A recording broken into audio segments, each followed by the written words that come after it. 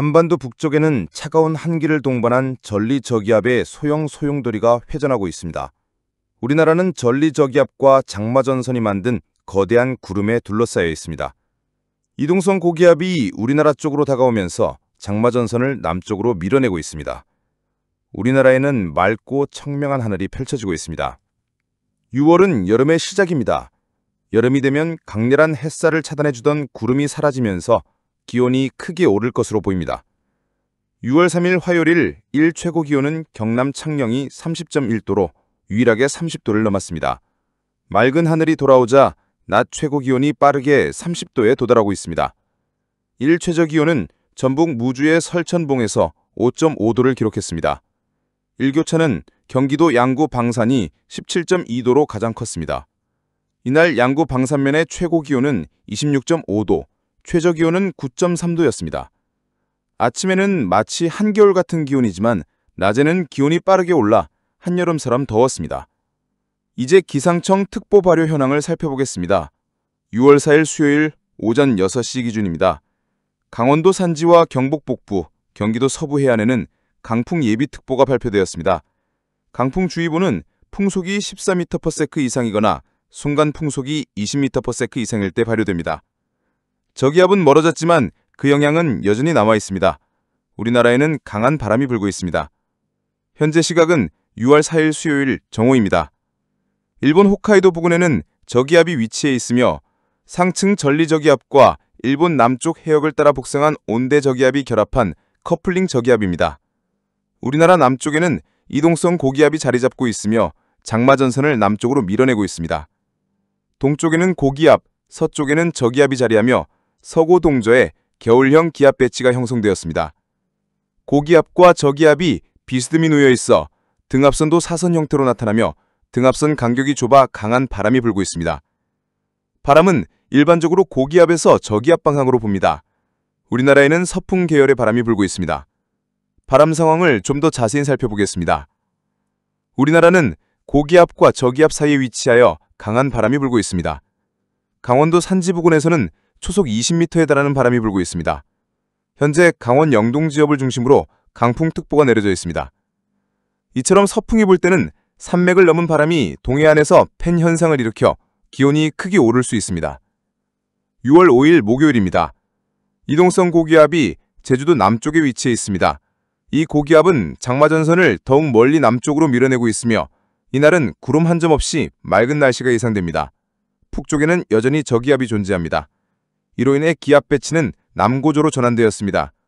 남고조형 기압 배치에서는 바람이 고기압에서 저기압 방향으로 불기 때문에 대체로 남풍 계열의 바람이 불게 됩니다. 강렬한 햇살과 함께 남풍이 불어 기온은 더욱 크게 오를 것으로 전망됩니다. 이어서 장마전선의 움직임을 살펴보겠습니다. 기간은 6월 5일 목요일부터 10일 화요일까지이며 ECMWF 예보 모델의 각 날짜 12시 기준 데이터를 참고하였습니다. 여기 화면에 보이는 녹색의 강수대는 바로 정체전선, 즉 장마전선에 해당합니다. 이 장마전선은 남쪽에서 올라오는 따뜻하고 습한 공기와 북쪽에서 내려오는 차갑고 건조한 공기가 만나면서 형성되며 비구름이 길게 이어져 있는 형태입니다. 이번에는 이 장마전선에 영향을 미치는 저기압의 중심을 한번 표시해 보겠습니다. 6월 5일 수요일 우리나라는 대체로 맑고 안정된 날씨를 보이겠습니다. 이는 우리나라가 현재 이동성 고기압의 영향권 안에 들어있기 때문입니다. 이 이동성 고기압은 서쪽에서 동쪽으로 천천히 이동하면서 장마전선을 남쪽으로 밀어내고 맑은 하늘을 만들어주고 있습니다. 구름량도 적고 시야도 비교적 좋은 날씨가 예상됩니다. 6월 6일 목요일은 공휴일이자 현충일이며 24절기 중에서는 망종에 해당하는 날입니다. 망종은 벽실을 뿌리기 좋은 시기라는 의미를 지닌 절기로 본래는 보리 수확과 모내기 준비가 본격화되는 시점입니다. 전통적으로는 이 시기에 논밭에서 농사일이 한창이었지만 현대에는 이양 재배가 일반화되면서 벽실을 직접 뿌리는 시기는 이보다 훨씬 앞당겨졌습니다. 6월 7일 금요일 중국 내륙 지역에서 발생한 저기압이 점차 우리나라 쪽으로 접근하면서 장마전선과 결합하려는 움직임을 보이고 있습니다. 이 저기압은 북쪽의 차가운 공기와 남쪽의 따뜻한 공기 사이에서 전선을 동반 채 다가오고 있어 주말 무렵에는 날씨가 다시 흐려지고 비가 내릴 가능성이 커지고 있습니다. 6월 8일 토요일 일본 남쪽에 위치하고 있던 장마전선은 여전히 그 자리를 지키고 있고 중국에서 다가오던 저기압이 이 장마전선과 연결되려는 흐름을 보이고 있습니다. 이 두 전선이 하나로 이어질 경우 더 넓은 지역에서 비구름대가 형성될 수 있어 본격적인 장마철의 시작을 알리는 신호가 될 수도 있습니다. 6월 9일 일요일에는 남쪽의 장마전선과 북쪽의 비구름대가 하나로 연결되며 남북으로 길게 늘어진 전선이 우리나라를 향해 서서히 북상할 것으로 보입니다. 특히 제주도를 포함한 남해안 지역에서는 이 전선의 영향으로 인해 비가 내릴 가능성이 높아집니다. 6월 10일 월요일 다시 중국 내륙에서 새로운 저기압이 발생하면서 기존 장마전선이 마치 파도가 출렁이듯 남북으로 진동하고 있습니다. 이 저기압이 장마전선을 다시 끌어올리면서 우리나라 남부지방, 특히 제주도를 중심으로 강수 가능성이 높아지고 있습니다. 이 무렵부터 제주도 지역에는 본격적인 장마가 시작될 가능성이 있으며 비가 자주 내리는 날이 많아질 것으로 예상됩니다. 장마전선이 제주도 부근을 지나가는 일이 점점 잦아지면서 그 영향을 받는 지역도 확대되고 있습니다. 제주도뿐만 아니라 남해안, 영남 지역까지 비구름대가 영향을 줄 수 있는 상황입니다. 지금 보시는 이 화면은 기상청에서 발표한 장마 평균값입니다.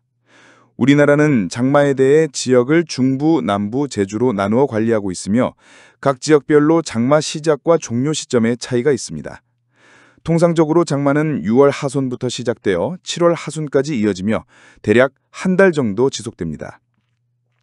하지만 장마 기간 동안 매일같이 비가 오는 것은 아닙니다. 강수일수 평균을 보면 장마 기간 동안 약 15번 정도 비가 내리는 것으로 집계되고 있으며 평균 강수량은 약 300에서 400mm 수준입니다. 그러나 해마다 편차가 크기 때문에 특정 수치만으로 장마를 정의하기는 어렵습니다. 이와 관련해서 장마의 기준이 있는가라는 질문이 자주 나오는데요. 실제로 강수량, 상대습도, 강수일수 등의 수치로 장마를 설명할 수는 있지만 장마 자체를 이러이러한 조건이 충족되면 시작된다고 딱 잘라서 정할 수는 없습니다. 이는 여름이나 겨울처럼 뚜렷한 기준이 없는 계절적 현상과 비슷합니다. 장마도 그 자체로 하나의 계절로 간주되며 일정한 기상 조건에 따라 자연스럽게 나타나는 현상입니다. 그렇기 때문에 장마에는 수치화된 공식적인 기준이 없습니다.